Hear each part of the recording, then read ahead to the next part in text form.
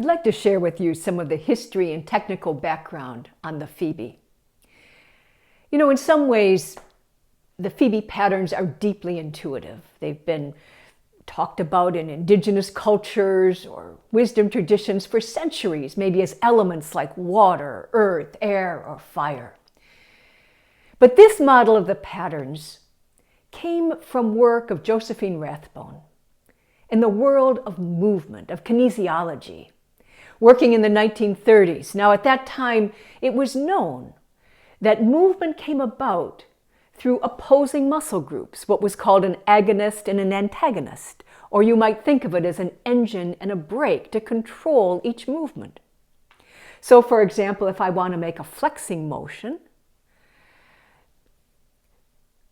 I could do that 4 different ways. And if you play along with me, you'd see first I could start by tensing the arm and still pushing against it to create the flex. This creates for a very determined movement. I could start with the engine and brake in a very even way, which creates for very precise movement, very orderly movement. I could bring in the engine and the brake in a kind of rhythmic, alternating way, which creates a sort of sloshing movement. Or I could start with the engine only and only bring in brake when I need it, which creates a more expansive movement. She gave these 4 ways of moving physiological sounding names, but we know them as the driver, the organizer, the collaborator, and the visionary. Fast forward 30 years, and a graduate student, Sally Fitt, working in Valerie Hunt's laboratory, started measuring these patterns electrophysiologically and saw that there were 4 different signatures, electromyographic signatures of the order in which nerves activated muscles.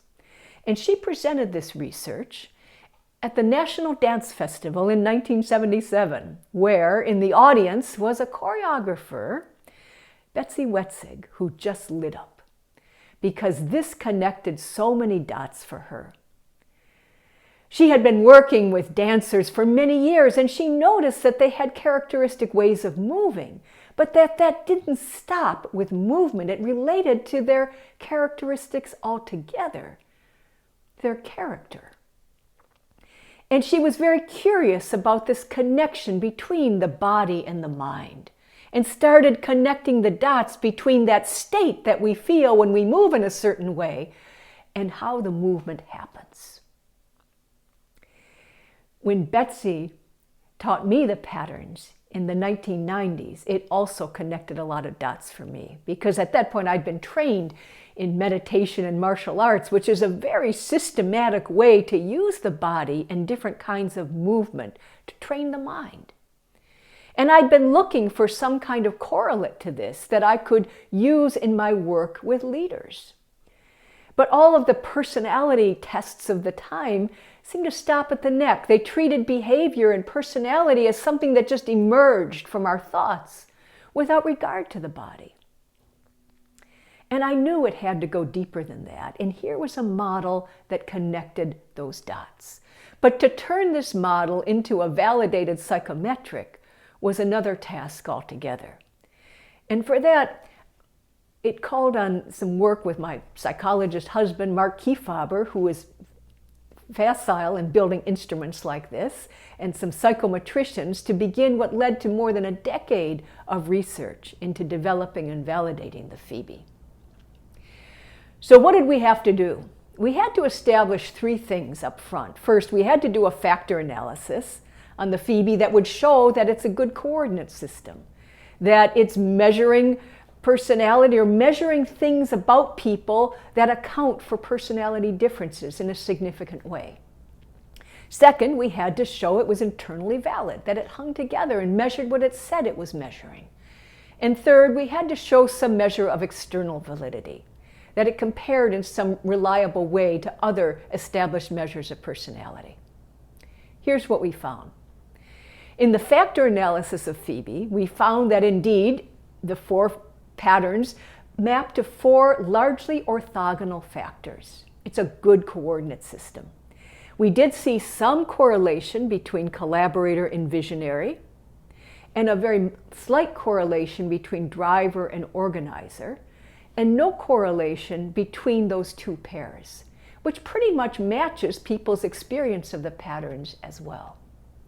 We also found that the cumulative variance accounted for by these 4 factors accounted for about 30% of the difference in personality between people, which is a measure of a good instrument. That's about as good as a personality instrument gets.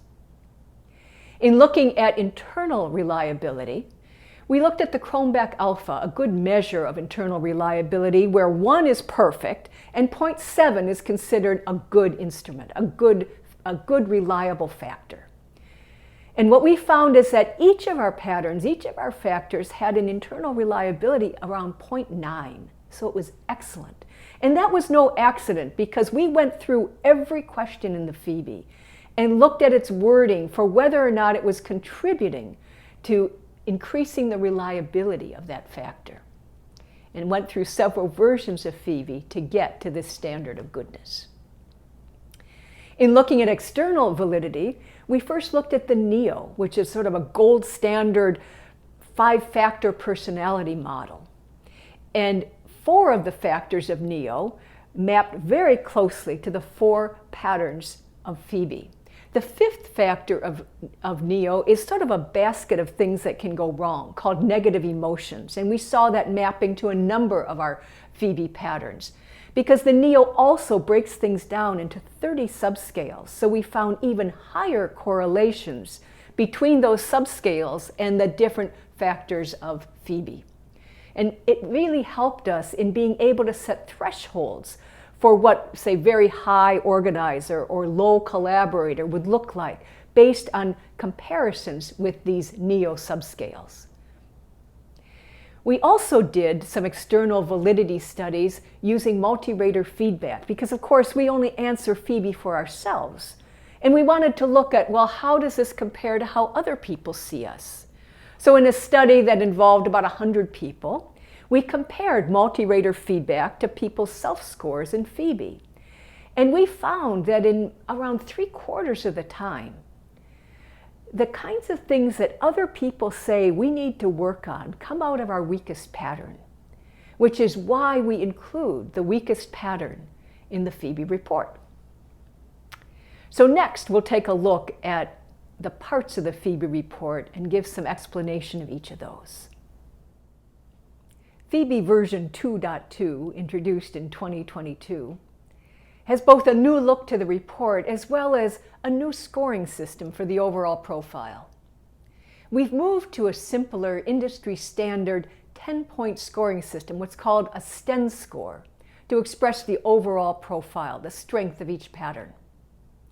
The beauty of the STEN score is that each point of difference represents half a standard deviation. In other words, it's a statistically significant difference. So this makes it much easier to talk about what constitutes a tie versus a difference in looking at the strength of the patterns. The scores were normalized in a database of now more than 9,000 people, adults from different professions and countries, where women and men are roughly equally represented. And the 10-point STEM scoring fell nicely into our 5 ranks in expressing the strength of each pattern from very low to very high, with 2 points allocated to each. The exact distribution of the percentages for each pattern are shown in our certification journal and technical manual, but it goes roughly like this. STEM scores of 5 or 6 are considered moderate, and they represent the middle 40% of scores. STEM scores of 1 or 2 are very low, and 9 and 10 are very high, and they represent the 5% roughly at the extremes. And then STEM scores of 3 or 4 are low, or scores of 7 or 8 are high, representing the next roughly 25% at either end. As always, a pattern needs to score in the moderate or high range, a STEN score of 5 or higher, to be considered a part of a readily accessible style. Work behaviors are an independent part of the report, and that was where the people were asked to make forced choices around activity. They were asked, what do you actually do? These scores are reported raw. They're not normalized or in any kind of scale. It's exactly what people said, where they gave 5s, 4s, 3s, 2s, and 1s. And this is a way that we can compare activity versus preferences between the work behaviors part and the overall profile to look for both synergies or discrepancies. In addition to the standard validation research we could do on FEBI, there was an additional study that we were able to conduct because of the mind-body connection that FEBI measures. And that was a pattern movement study that was championed and conducted by Emily Alpert. And here's what we did. We had people in a controlled setting watch some videos and mirror the movements of the video so they would enter each of the 4 patterns. And while in the state of the pattern, we asked them to describe that state in 5 words. We then asked them, when they had experienced all 4, what was their favorite? What was their pattern order? What did they like least? And then we had them take the FEBI. We put all that information together and we found some very interesting things. First, we found that when people move in each pattern, it changes their state. They described it with different words. That's so obvious that movement changes state, and yet FEBI is the only instrument that really gets at that. Second, the words they use to describe that state, we asked for 5, and on average, 4 of them were what we would call pattern appropriate. They are words we use to describe that pattern. And when they were inappropriate, what we noticed was that they were often kind of negative sounding words. For example, silly for driver. Silly isn't normally a word we use to describe driver as a pattern, but it is a completely legitimate human experience of being in a pattern that we find kind of uncomfortable. And that's what we noticed, that comfort level was often a factor in when people gave what I'd call a pattern inappropriate words. They were uncomfortable in that pattern. We noticed that that comfort level, when we asked people to rank their pattern preference order, that if they had really strong preferences, I really like this one or I really didn't like that one, that there was a good connection to how they answered the FEBI instrument. So again, comfort level is a pretty good predictor when preferences are clear and strong. For a lot of us, we're very balanced. We're kind of ambidextrous in the pattern. But when we have stark preferences, how we feel in a pattern mirrors, in a good way, how we answer FEBI. So here again, it points to the importance of addressing some of those patterns we might be less comfortable in. They wouldn't be our go-to patterns. And here again is why we include development suggestions around weak patterns in the FEBI report.